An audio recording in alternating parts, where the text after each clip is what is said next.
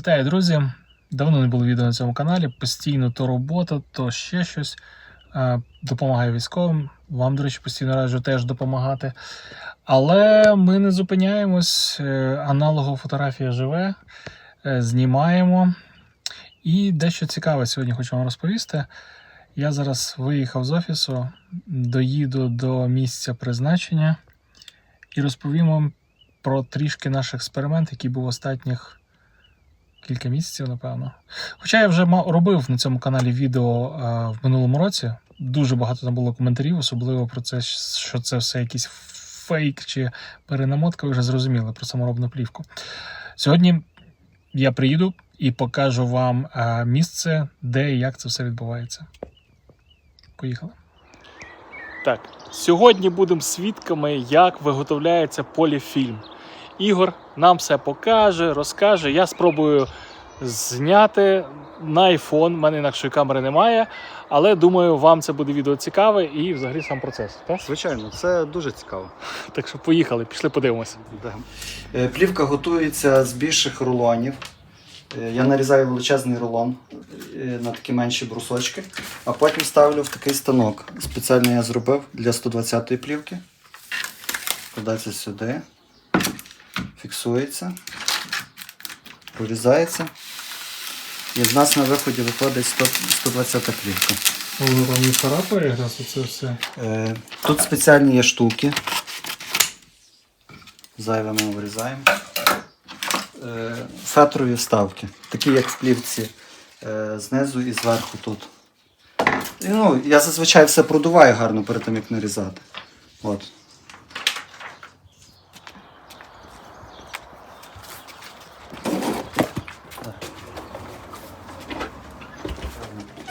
Тут у нас емульсія. В стаканчиках я їх люблю, бо вони класні. Зараз завершується етап промивки. Тобто після першого дозрівання емульсія подрібнюється і промивається. У нас схоже на сир. Зараз буде видно добре її.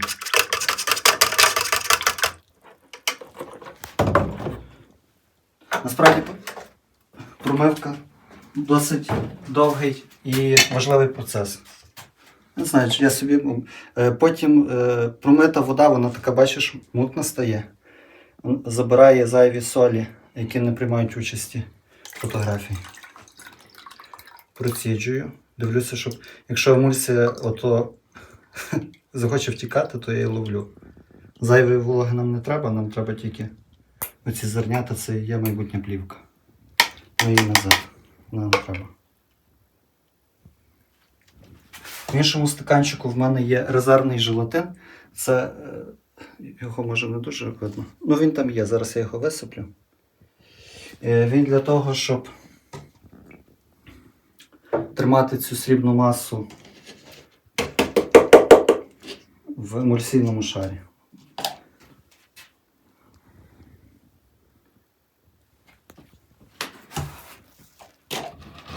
Далі, це все ретельно перемішується.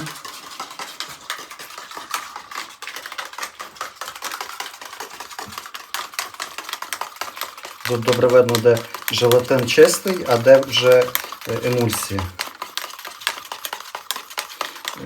За допомогою різних співвідношень желатину і саме срібла можна добиватися різних властивостей. Отут в мене контрольована ванна температури, стоїть датчик, це важливо. Водяна баня. Зараз ми будемо розтоплювати желатин і починати друге дозрівання. Як люблять говорити всі технологи плівкові, що фотоемульсія це майже те саме желе, яке ми любимо, тільки просто зі сріблом, на яке можна робити фотографії. Такий собі вид мармеладу. Дуже схоже на готування чогось, не знаю чого, може варення. Напевно, на варення найбільше схоже. Треба почекати, поки емульсія розтопиться, щоб зайва волога не виходила, я накриваю її. Ось так і ще даю додатковий пінопласт, щоб тепло не втікало.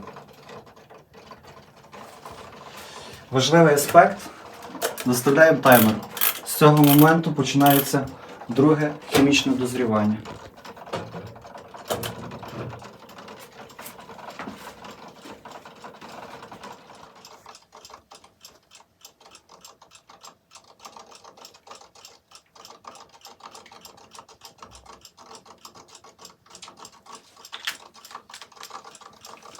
Додали стабілізатора.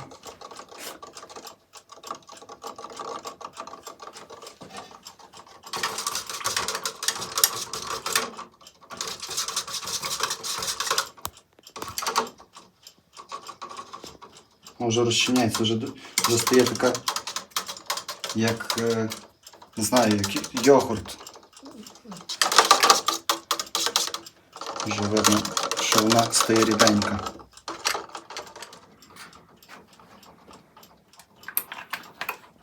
Як капаю, рахую каплі. У мене розчини попередньо підготовлені. Деякі важливо, щоб були приготовлені безпосередньо перед приготуванням емульсії, бо вони буквально за години часу втрачають свої властивості. Хімія дуже цікава штука, дуже. Ти десь вивчав хімію? В школі хіба. Контрольне зважування емульсії.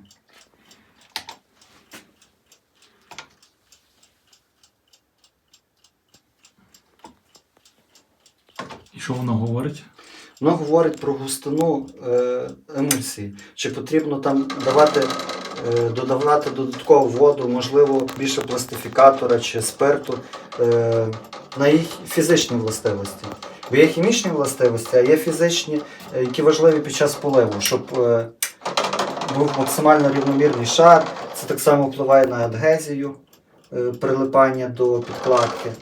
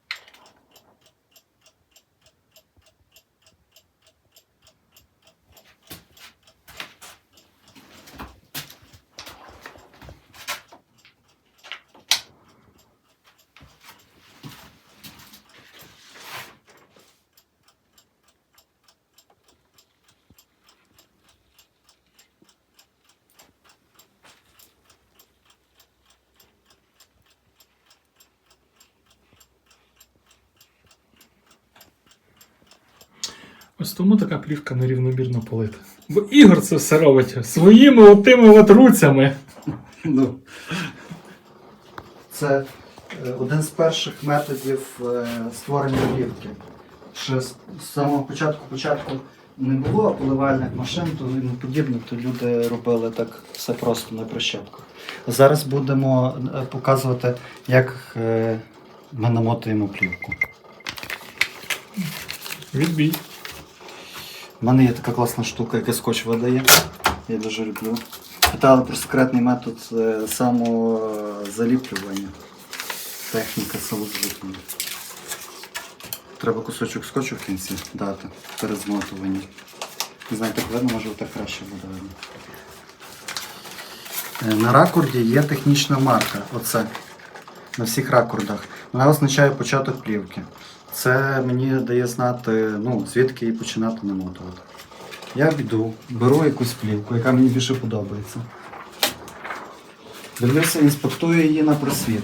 Тому буває деколи прогалини в поливі. і більші нерівномірності. Ну це ще більш-менш може бути. От такі, як тут спочатку, такі залисини.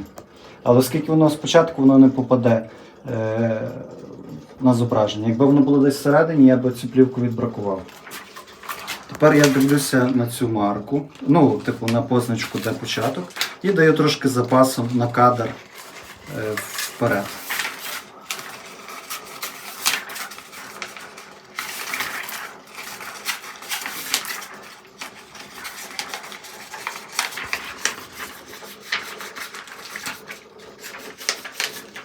Коли я вже домотую до кінця, я дивлюся, чи вистачило довжини плівки на всі кадри. Тут так само є стрілки, які показують початок плівки. Зазвичай вона тут і приклеюється. Ось в мене є вихід. Він тут такий блискучий, не знаю, чи видно. Емульсія, закінчується емульсія, ще є трішки основи. І саме тут я буду клеїти скотч для фіксації.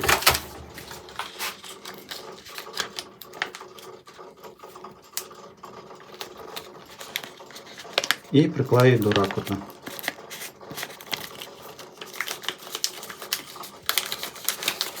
Змотую ракурд до кінця.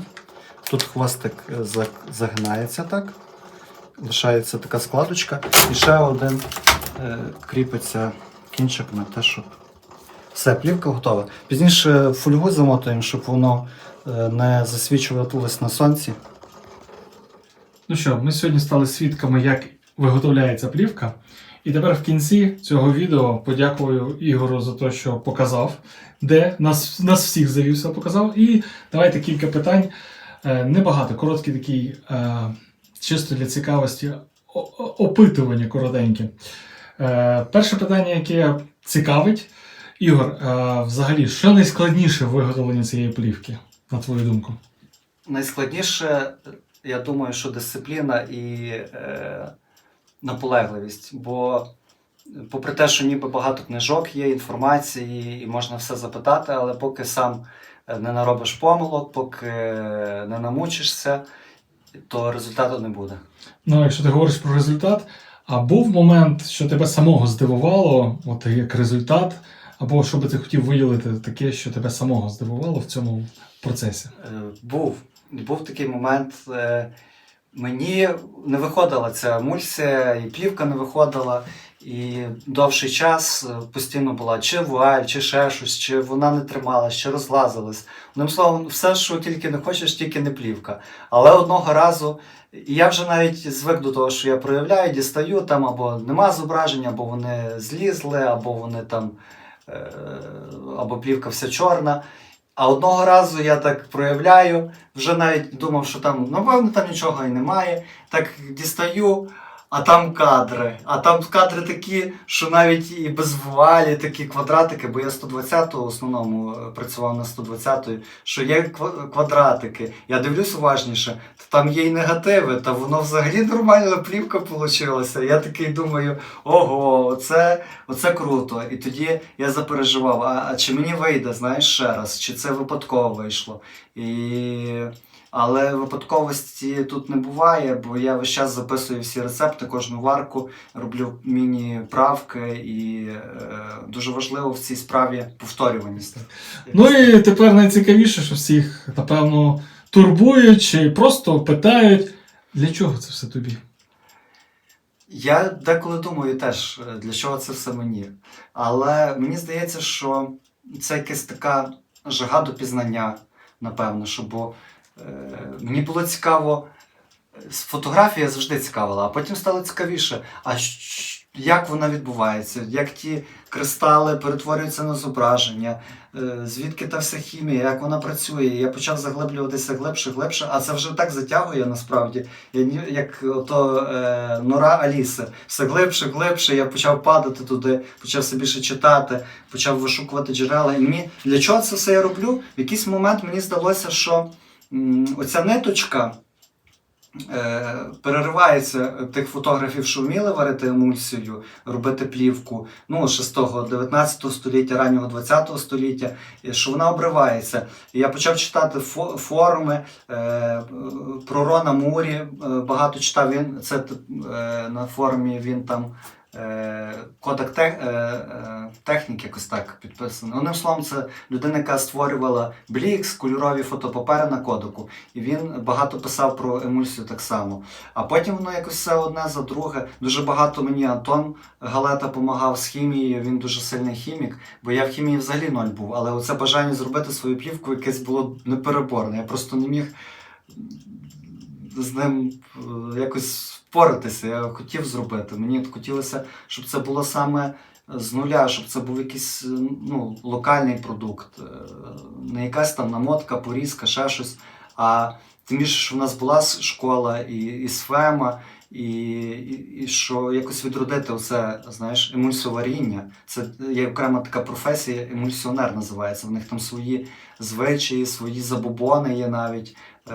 Вілфорда своя школа. І навіть що цікаво, що я коли почав це досліджувати, кожен завод мав свою школу емульсіонерів, свої секрети, свої традиції. Там вони, Ілфорд, наприклад, навіть воду, яку вони використовують, він там її завчасно заготовляє, ставить, щоб вона відстоялася, відпочила, бо вода має значення. В Кодека були, знову ж таки, великі проблеми з желатином на перших порах.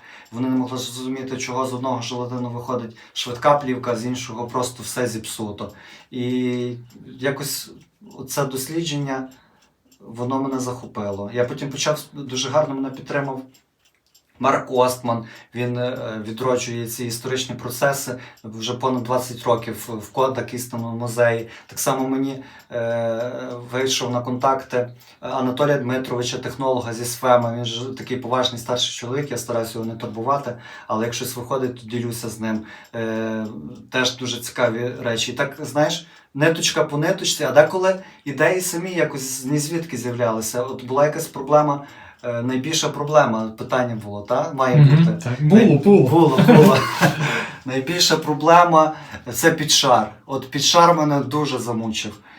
Ніби здавалося, от вийшла ця плівка в мене, вже все класно, все супер, але вона починала відшаровуватися через певний час.